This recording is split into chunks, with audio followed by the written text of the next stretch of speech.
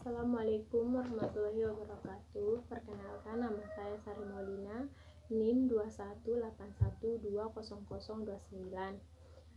Saya dari kelas A Perbankan semester 5 akan menyampaikan video UTS tentang sejarah koperasi dengan mata kuliah manajemen koperasi. Dosen pembimbing yaitu Bapak Muhammad Rahmatul Burhan MM yang saya hormati. Terima kasih atas waktunya menyaksikan video saya berikut ini.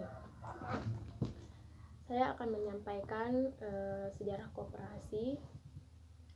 Koperasi pertama kali diperkenalkan oleh seorang berkebangsaan Skotlandia yang bernama Robert Owen tahun 1771 sampai dengan 1858. Setelah koperasi berkembang dan diterapkan di beberapa negara Eropa, koperasi pun mulai masuk dan berkembang di Indonesia. Di Indonesia, koperasi diperkenalkan oleh Patih R. Arya Wirya Atmaja pada tahun 1896. Dengan melihat banyaknya para pegawai negeri yang tersiksa dan menderita akibat bunga yang terlalu tinggi dari rentenir yang memberikan pinjaman uang. Melihat penderitaan tersebut, Patih R. Arya Wirya Atmaja lalu mendirikan bank untuk para pegawai negeri. Beliau mengadopsi sistem serupa dengan yang ada di Jerman, yakni mendirikan koperasi kredit. Beliau berniat membantu orang-orang agar tidak lagi berurusan dengan rentenir yang pasti akan memberikan bunga yang tinggi.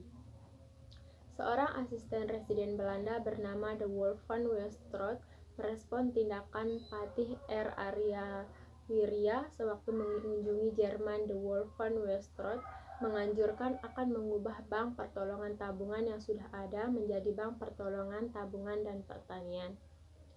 Setelah itu, koperasi mulai cepat berkembang di Indonesia. Hal ini juga didorong sifat orang-orang Indonesia yang cenderung bergotong royong dan kekeluargaan sesuai dengan prinsip koperasi. Bahkan untuk mengantisipasi perkembangan ekonomi yang berkembang pesat, pemerintahan Hindia Belanda pada saat itu mengeluarkan peraturan perundangan tentang perkoperasian. Pertama, diterbitkan Peraturan Perkumpulan Koperasi Nomor 43 tahun 1915, lalu pada tahun 1927 dikeluarkan pula Peraturan Nomor 91 tahun 1927 yang mengatur perkumpulan koperasi bagi golongan Bumiputra. Pada tahun 1933, pemerintah Hindia Belanda menetapkan Peraturan Umum Perkumpulan Koperasi Nomor 21 tahun 1933. Peraturan tahun 1933 itu hanya diberlakukan bagi golongan yang tunduk kepada tatanan hukum berat. Sedangkan peraturan tahun 1927 berlaku bagi golongan Bumiputra. Setelah pemerintahan Hindia Belanda menunjukkan sikap diskriminasi dalam peraturan yang dibuatnya, pada tahun 1908 Dr. Sutomo yang merupakan pendiri dari Budi Utomo memberikan perannya bagi gerakan koperasi untuk memperbaiki kondisi kehidupan rakyat.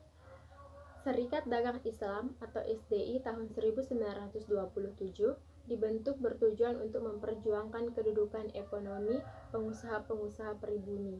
Kemudian pada tahun 1929 berdiri Partai Nasional Indonesia yang memperjuangkan penyebar luasan semangat koperasi.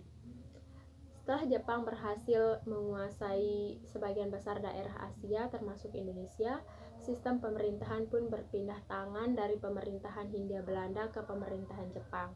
Jepang lalu mendirikan koperasi Kumiai, namun hal ini hanya dimanfaatkan Jepang untuk mengeruk keuntungan dan menyengsarakan rakyat Indonesia.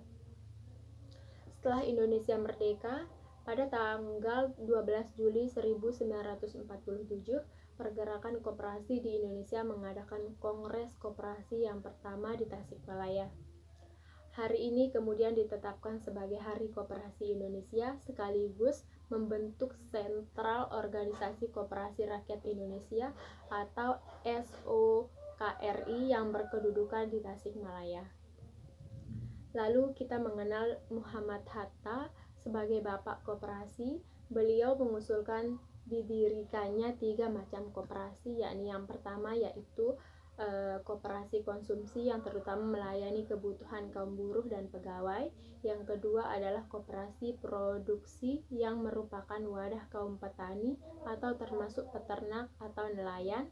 Ketiga adalah koperasi kredit yang melayani pedagang kecil dan pengusaha kecil guna memenuhi kebutuhan modal.